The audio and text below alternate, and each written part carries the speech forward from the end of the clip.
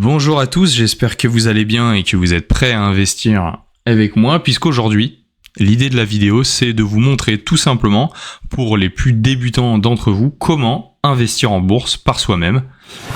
On se retrouve actuellement sur la plateforme Interactive Brokers, qui est un courtier fortement reconnu dans le monde, un des courtiers les plus intéressants à mon avis sur le marché européen, qui est d'ailleurs un composant du S&P 500, c'est-à-dire que c'est une des entreprises parmi les 500 les plus valorisées aux États-Unis, et c'est une entreprise dont l'action est cotée à la bourse du Nasdaq, donc un acteur très sérieux avec des fonds propres de sécurité très importants aussi. C'est pour ça que je l'utilise donc à titre personnel après avoir testé d'autres courtiers, mais là n'est pas le sujet aujourd'hui. Aujourd'hui, l'objectif c'est de vous montrer comment est-ce qu'on passe un ordre en bourse pour réaliser ces investissements mensuels par soi-même, puisque ça apporte des avantages non négligeables en termes de frais qui nous sont facturés à long terme, qui eux-mêmes ont un impact sur la performance. Donc là, ce que vous voyez devant vous, c'est tout simplement ma liste de suivi de mes investissements mensuels, c'est-à-dire les fonds que j'utilise tout au long de l'année pour investir en bourse. En l'occurrence, vous retrouvez des fonds qui investissent dans le S&P 500, donc l'indice des 500 entreprises les plus valorisées aux États-Unis, du Nasdaq 100, qui est également un indice qui va apporter une exposition un peu plus forte sur les valeurs de la technologie actuellement. Vous avez un fonds sur le MSCI India, donc qui est un indice boursier directement venant d'Inde. Et enfin, des fonds obligataires, donc des obligations, c'est-à-dire des prêts envers les entreprises, donc des obligations d'État en l'occurrence ici, donc plutôt des prêts envers les différents États, donc États américains, les États européens, et enfin de l'or. Et oui, ça existe, vous avez des fonds d'investissement qui vous permettent d'être exposés à l'or sans en avoir acheté physiquement. Donc c'est parti, on va passer l'ordre en bourse ensemble. Je vais cliquer sur le fonds dans lequel je dois investir en mai, selon mon allocation annuelle, ma stratégie finalement. Donc là, on se retrouve avec le graphique de l'ETF. Donc un ETF, je rappelle, c'est juste un fonds d'investissement qui s'appelle ETF parce qu'il est coté en temps réel, comme vous le voyez, un peu comme une action.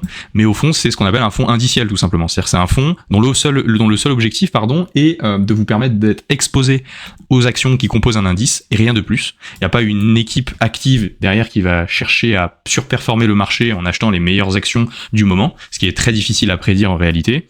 C'est tout simplement un fonds qui vous permet d'être exposé à l'économie au sens large, sans avoir de biais ou de conviction particulière.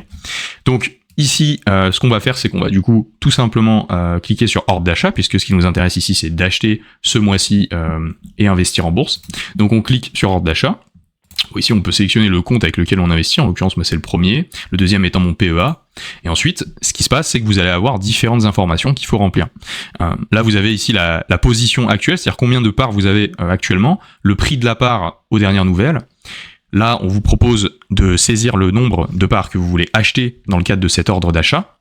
Et on peut aussi mettre le montant à la place, si c'est plus simple pour vous. Donc là, en l'occurrence, moi, je vais mettre 500 €, parce que j'investis 500 € tous les mois pour l'instant. Toc. Ensuite, on va vous parler d'ordre limite de marché et parfois même de placer des stop-loss. Alors moi, en l'occurrence, je ne vais pas placer de stop-loss puisque c'est quelque chose qui vous permet de couper votre perte si jamais le marché va dans le sens inverse de ce que vous aviez prévu. Sauf qu'ici, moi, je suis en train d'investir à long terme, donc j'ai absolument pas envie de faire ce qu'on appelle du trading, de la spéculation. Moi, je suis juste là pour acheter des parts tous les mois de fonds qui sont finalement un ensemble d'actions, et je regarderai ça dans 20 ans. Ça m'intéresse pas de regarder ça dans la minute qui suit. Donc l'ordre stop, on s'en fout. Et donc ce qui va vous intéresser surtout, c'est l'ordre limite et l'ordre de marché. Alors c'est très simple. L'ordre de marché, il va tout simplement vous permettre de profiter du prix à un instant T au marché. C'est-à-dire que là, vous avez un vendeur, vous avez une majorité de vendeurs qui vont proposer un certain prix, et ben vous allez acheter à ce prix-là, alors que l'ordre limite, eh bien c'est vous qui fixez un prix d'achat, et si et seulement si ce prix d'achat est accepté par certains vendeurs sur le marché au moment où vous placez votre ordre ou plus tard, eh bien votre ordre sera exécuté et vous aurez pu acheter les parts de fonds d'investissement au prix que vous souhaitiez. En l'occurrence, moi je vais mettre marché, puisque c'est beaucoup plus simple pour moi, et en réalité, il y a très peu d'impact. Donc le prix limite va se mettre automatiquement, prix market, tout simplement. Et ensuite, vous avez la durée de validité. C'est-à-dire que, imaginons que vous étiez dans un cas où vous avez fait un ordre limite, eh bien vous auriez défini le prix limite, et après, vous pouvez dire, si jamais ce prix-là n'est pas atteint pendant la journée entière dans laquelle j'ai posé du coup mon ordre, eh bien c'est pas grave, je veux qu'on annule mon ordre. Donc là, vous pouvez mettre day, donc ça veut dire qu'il est validé un jour, mais après vous pouvez changer cette modalité-là. Donc je reviens sur mon ordre de marché. Et ensuite, c'est très simple, donc là ça me dit que si j'investis 500 €, je vais recevoir 32,19 parts de ce fonds d'investissement, et je vais pouvoir soumettre mon ordre d'achat, Les informations en dessous, elles vous définissent des informations sur le prix. En l'occurrence, vous en avez vraiment pas besoin dans le cadre d'un investissement mensuel à long terme. Donc vous allez faire submit achat order. Alors ici c'est mal traduit sur Interactive Brokers, mais je m'en fous complètement dans le sens où c'est une plateforme hyper intéressante sur plein d'autres points. C'est juste qu'en fait c'est un acteur américain qui n'a pas forcément énormément d'exposition, enfin c'est pas une grosse partie de son portefeuille global et de son chiffre d'affaires global, l'Europe, et donc je pense qu'ils n'ont pas voulu mettre les ressources pour la traduction parfaite. Donc quand on a terminé, on clique sur Submit Purchase Order, donc c'est le bouton bleu en bas pour envoyer finalement notre ordre que l'on vient de créer. Donc là on arrive finalement sur le récapitulatif de notre ordre avec des informations sur le prix actuel. Là il m'explique ce que c'est qu'un ordre de marché, comme je vous l'ai dit. Ils vous disent voilà que l'ordre de marché implique un achat au prix actuellement disponible sur le marché. Moi je vais mettre ne plus afficher cet avertissement, en l'occurrence vous voyez je l'avais jamais coché. Et ensuite on va pouvoir faire transmettre. En l'occurrence, je suis revenu dans l'écran des paramètres de l'ordre puisque j'avais mis 32 actions et en fait je vais en mettre 31 puisque il faut que j'ai suffisamment de fonds sur le compte pour pouvoir passer mon ordre. Donc ça me fait plutôt 481 € au lieu de 500.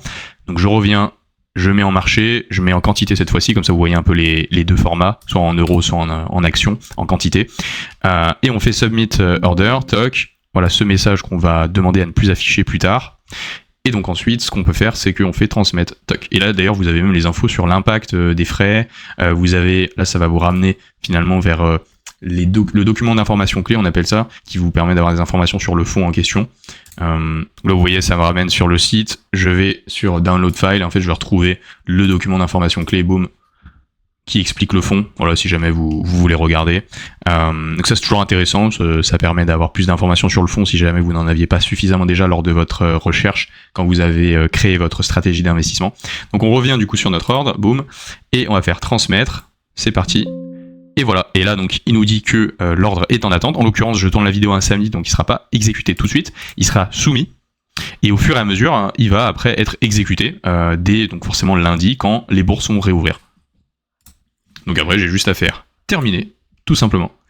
Et on le voit ici, l'ordre qui est en cours. Voilà, c'est aussi simple que ça, finalement, de passer ces ordres soi-même en bourse tous les mois, ça vous prend 30 secondes. Vous avez même des fonctionnalités qui vous permettent sur la plupart des plateformes de pouvoir investir de manière automatique. C'est-à-dire vous allez émettre un virement automatique depuis votre compte bancaire sur la plateforme tous les mois, et ensuite vous pouvez même faire en sorte que, à partir de ce virement, de cette rentrée d'argent qui est arrivée sur le compte, ensuite de créer des ordres qui vont automatiquement acheter pour vous les fonds dans lesquels vous désirez investir. Donc aujourd'hui c'est très facile d'investir en bourse par soi-même, ça permet d'économiser beaucoup de frais par rapport à si vous étiez passé par un conseiller en gestion de patrimoine ou pire par votre banque. Donc vous n'avez pas forcément d'intérêt à aller chercher justement ces intermédiaires-là, quand vous savez la perte que ça peut vous générer à long terme de ne pas gérer les choses par vous-même. Hein, on parle de parfois la moitié du capital potentiel qui est perdu à long terme juste parce que vous avez payé 1,5% de frais annuels en plus sur par exemple une période comme 30 ans. Voilà, donc c'était Finwave, j'espère que cette vidéo vous aura aidé d'une manière pratique à placer vos ordres en bourse tous les mois. Si ça vous intéresse, je peux aussi faire la même vidéo sur d'autres plateformes. Si jamais vous préférez investir par d'autres plateformes, je peux vous montrer aussi comment faire. En attendant, je compte sur vous pour continuer à investir dans votre avenir et à investir en bourse, et je vous souhaite de réussir dans vos investissements. Ciao!